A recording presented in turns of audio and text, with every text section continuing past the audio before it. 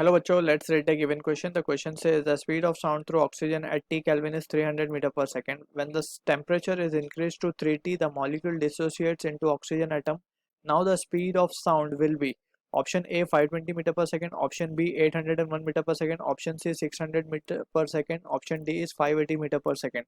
So basically we need to recall, that is we need to remember the formula, that is speed of sound in a particular gas we can say. So speed of sound होती है v equals to under root of gamma RT by m. Alright, so gamma specific basically ये होती है अपनी adiabatic index, और gamma is nothing but is CP by CV, और CP by CV को in terms of degree of freedom हम लिखते हैं F+2 bye, that is gamma को हम पूरा ऑल टुगेदर लिखते हैं F+2 by F. Alright, so this is the things we need to remember over here, और हमें पता होना चाहिए degree of freedom for a diatomic gas it is degree of freedom कितनी होती है डायटोमिक के लिए 5 फॉर डायटोमिक गैस, और डिग्री ऑफ फ्रीडम कितनी होती है 3 फॉर मोनोएटोमिक गैस. तो यहाँ पे यही चीज हमें गिवन है क्वेश्चन में. अगर हम ध्यान से पढ़ें क्वेश्चन को, सो हमसे गिवन है कि speed of sound through oxygen, पहले oxygen gas means it is diatomic. So जब कितनी है टी केल्विन पे, टेम्परेचर टी केल्विन पे कितना है speed 300 metre per second. When the temperature increase to 3T, जब टेम्परेचर बढ़ा दिया हमने 3T, सो मॉलिक्यूल डिसोशिएट हो गए ऑक्सीजन के, यानी कि अब वो एटम्स के फॉर्म में आ गए हैं. दैट इज एटम के फॉर्म में आ गए मींस मोनो एटॉमिक हो गए, तो डिग्री ऑफ फ्रीडम अब 3 हो गई होगी. So now the speed of sound will be, so we need to calculate that. हमारे पास अब फॉर्मूला आ चुका है, then we can easily solve the problem. अब हम लिख सकते हैं फर्स्ट केस.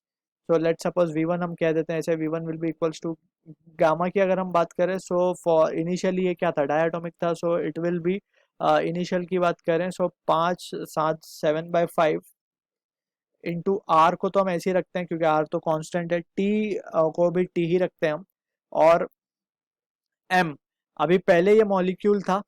ऑलराइट, उसके बाद ये एटम बना है, सिंगल एटम बना है. सो पहले मॉलिक्यूल था, सो इसका हम मोलर मास, एम एक्चुअली में है क्या, M is the molar mass, is 32 gram per mole. सो हम इसे अभी फिलहाल के लिए 32 ग्राम ले लेते हैं यहाँ पे. ऑलराइट, सो सिमिलरली अब सेकंड कंडीशन जो होगी उस स्पीड ऑफ साउंड को हम क्या लिख सकते हैं, अब गैस जो है वो डिसोशिएट होकर मोनोएटॉमिक बन चुकी है, सो इट विल बिकम, अब ये डिग्री ऑफ फ्रीडम 3 यानी कि 5/3 हो जाएगा, 5/3 आर ऐसे ही रहेगा. टेम्परेचर 3T हो चुका है, और ये जो है अब एटम बन चुका है, that means it will become 16 now. अब हमें क्या करना है, न्यू स्पीड फाइंड करना है. So we will take the ratio V2/V1 and that will be equals to, अगर हम केयरफुली एनालाइज करें, सो V2 की जो भी वैल्यू है दैट इज 5 3 तो यहाँ से कैंसिल हो जाएगा, 5RT/16 इंटू V1 की जो भी वैल्यू है, V1 की वैल्यू है हमारे पास 32 × 5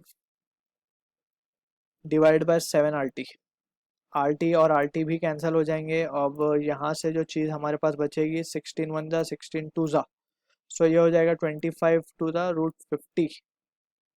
ऑलराइट, सो देयरफॉर हम कह सकते हैं it will be equals to √5/7 into 50/7, और यहाँ पे ये आ जाएगा हमारे पास V1 की वैल्यू हमें गिवन है 300.